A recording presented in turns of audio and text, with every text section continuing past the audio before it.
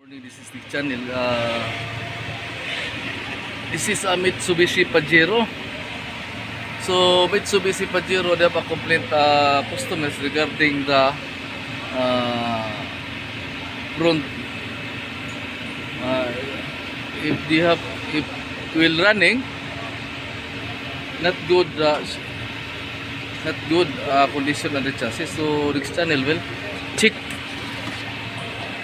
this one. So I see the front shock absorber, they have a leak. So this is the cause of the no good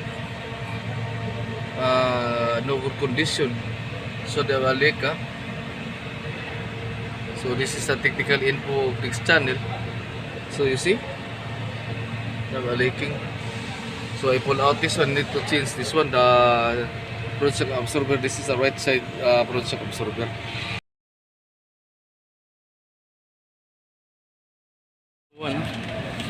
So this is the part number.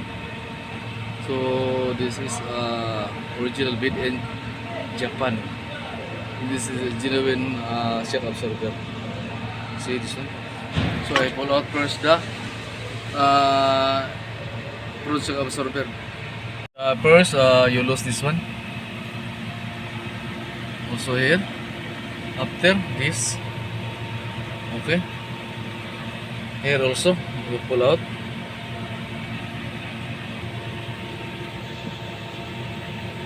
Okay.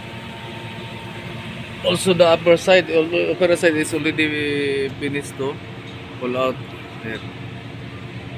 So this is the technical info how to pull out the shock absorber. You know.